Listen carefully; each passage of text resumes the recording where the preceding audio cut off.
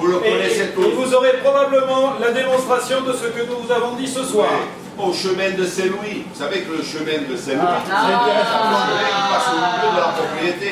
Et qu'aujourd'hui, le propriétaire nous fait... Eh bien oui, c'est exactement la même chose. C'est une anguille, monsieur Lehmann. Il y a 10 ans, on ne répondait pas aux problèmes que vous Passons à posez. la dernière délibération, il s'agit de l'extension du réseau d'électricité, donc l'application de Enfin, on sait très bien que M. Lewandowski ne rapportera pas à ça. On lui fait confiance. On lui fait confiance. On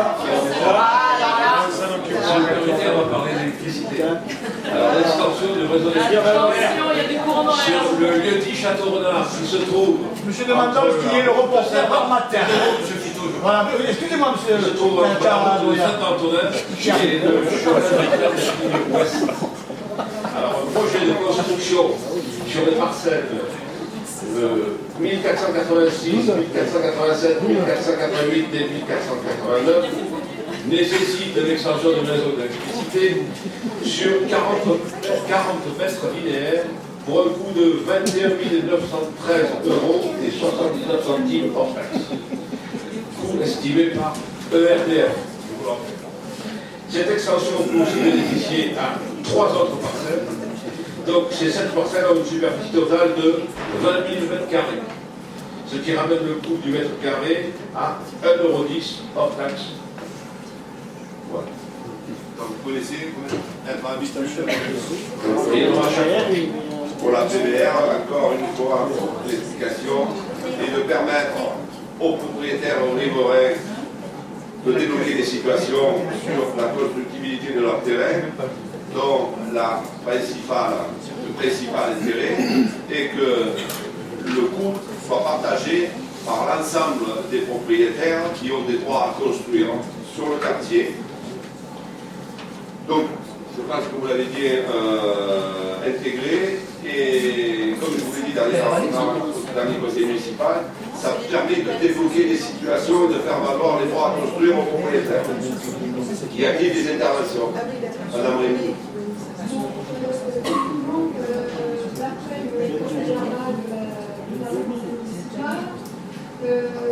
C'est donc la commune qui engage les travaux et après refacture les propriétaires.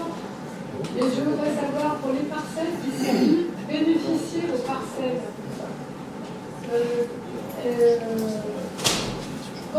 Est-ce que la facturation viendra au moment où les terrains seront vendus? Parce que si on vend dans X années, comment on retrouve la trace des avances faites par la commune? Alors, c'est pas dans le cadre d'une vente qu'on va le faire, c'est dans le cadre d'un dépôt de permis de construire, le 3 décembre. Ça veut dire qu'on est en pleine DLU, en pleine élaboration de poste. Vous pensez bien que les propriétaires qui ont des droits à construire aujourd'hui, pour ne pas perdre cet intérêt, se dépêcheront de déposer des permis de construire, et c'est à ce moment-là qu'on récupérera l'avance du trésorerie. Et même dans X années, même dans 10 ans. Oui. Et faites comment pour évaluer tout ça? Pour refacturer. Parce que là, pour l'instant, la commune, elle paye. Et pour les parcelles qui sont bénéficiaires, il n'y a pas encore de... On peut demander une revalorisation du tarif. Non, mais c'est pas la revalorisation du tarif. Vous me dites de dire que le prix ne sera pas... Non, comment vous retrouverez? Permis de construire. Demain, le propriétaire, c'est pas le propriétaire du terrain, c'est le pétitionnaire, celui qui va déposer le permis de construire. Alors, ça peut être le propriétaire aussi, mais ça peut être le nouveau acheteur du terrain. Je suis bien d'accord avec vous. Mais si c'est dans 10 ans, comment saura-t-on que... Parce que c'est inscrit. On va l'ouvrir, on va marquer sur un post-it. Non, mais franchement, ça fait comme les 5 000 € de la baraque à frites. J'ai inscrit quelque part. Vous avez permis de construire. En attendant, la commune aura avancé les frais. En attendant, la commune aura avancé les frais. En attendant, la commune aura avancé les frais. Bien sûr. Voilà. Et alors, quel intérêt débloquer des situations, faire bénéficier des droits à construire et développer des situations. Et comme le dit Madame Rémy, si le terrain est vendu dans 10 ans, en attendant, la commune aura avancé les Mais l'intérêt, il sera plus constructible. Et l'intérêt, dans 10 ans, le PLU aura changé, il sera plus constructible. Alors, comment qui va payer là? Je vais de vous l'expliquer. Comme le PLU, si demain il y a des risques de non-constructibilité sur cette zone-là, Alors, eh bien les propriétaires, mettez-moi la place de propriétaire, que croyez-vous qu'il va faire? eh bien, D'après vous, il ne pourra pas pose une construire. question. Il ne pourra pas construire. Et voilà, et il va payer. Il va payer quoi? Il va payer quoi? Il va payer quoi? La payer l'installation électrique. Il paye l'installation d'électricité. Il n'y aura pas d'électricité. Le PLU va changer. J'ai l'impression que vous voulez transformer ces derniers temps, M. Alemania, en agent immobilier. Et partout, on allonge les réseaux de la commune, de partout, et particulièrement dans l'endroit où le PLU est, en principe, vous devrez frapper. J'aimerais, c'est que le jour où vous soyez. Donc j'ai l'impression qu'il y a quelques voies attractives dans ce sens, et évidemment, on part la même problématique. et on part tout azimut à plusieurs kilomètres de la commune, alors que vous comprenez très bien que le PLU, eh bien, il va recentrer tout cela pour que l'intérêt de tous soit respecté. Donc si j'ai bien compris, vous voudrez... Non, si j'ai bien compris, vous êtes en train d'alimenter des voies, des réseaux, des voies, les élections c'est dans 3 mois. Et les gens, s'ils ne construisent jamais, eh bien on aura payé des réseaux pour rien. Voilà. N'est-ce pas, M. Brouillet? C'est vrai que pour vous, c'est difficile. Quand vous avez donc construit votre piscine, vous l'avez fait de manière illégale, et c'est l'avion qui est passé, qui est venu vous rapporter, et qui vous a dit, mais monsieur l'adjoint aux finances, monsieur l'adjoint, le premier adjoint à l'urbanisme, vous n'avez pas déclaré votre piscine, alors vous avez un redressement d'impôt. Et vous les avez déclarés, vos volets roulants. Bravo. Pour la collégiale, vous n'avez même pas déposé le permis avec des volets roulants. 3 mois avant les élections, Laissez-moi on finir. vous a signé le permis. Laissez-moi Vous êtes finir. par la piscine, les Laissez-moi finir. Laissez-moi finir. Vous arrêtez maintenant, je vous laisse pas finir. Parce que vous faites que des attaques personnelles. Et vous ne l'acceptez. Monsieur, Maintenant, on va le mettre en Monsieur Brouillet, vous donner des leçons. premier adjoint de la commune, chargé de l'urbanisme, médecin généraliste, fils de général, qui construit sa piscine de manière illégale. C'est l'avion qui vient faire c'est pas normal ça.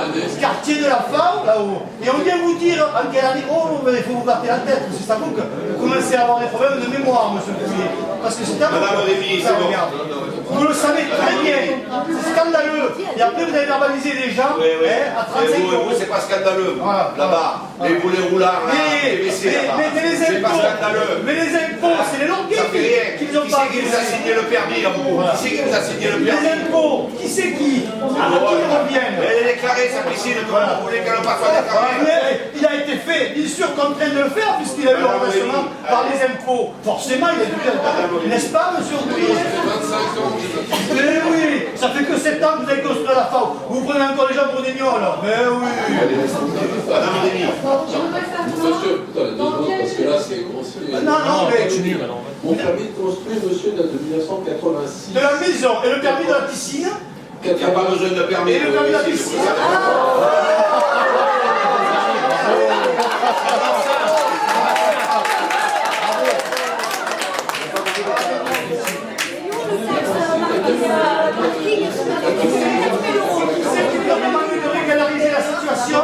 Qui c'est qui t'a demandé de régulariser la situation? C'est pas la réponse à la question. Qui c'est qui t'a demandé de régulariser? Qui c'est qui vous a donné le permis de construire?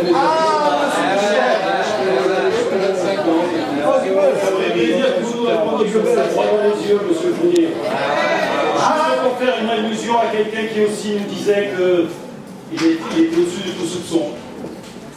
Je reste là. Même juste pour rassurer Madame Rémy, par rapport à la question pertinente que vous posiez, ne vous inquiétez pas.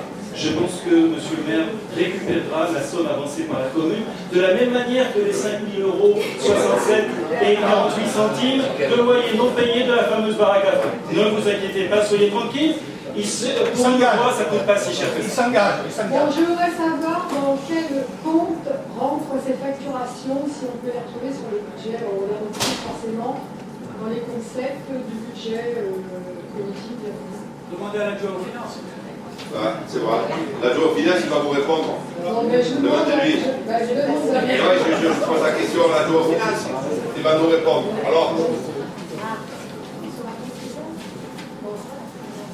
voilà.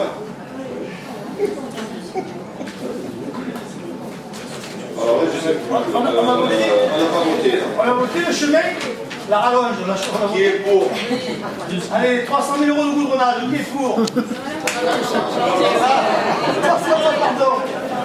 Qui est contre? 1000 pardon. 1000 pardon. Qui s'abstient? Alors, docteur Moussa? Madame Carré s'abstient, Madame Rémy? Oui, Madame Carré, Madame Rémy. Alors, contre, s'il vous plaît, on n'a pas comptabilisé vos voix. Très bien. Alors, allez. Comptez, ça peut faire des voix en moins.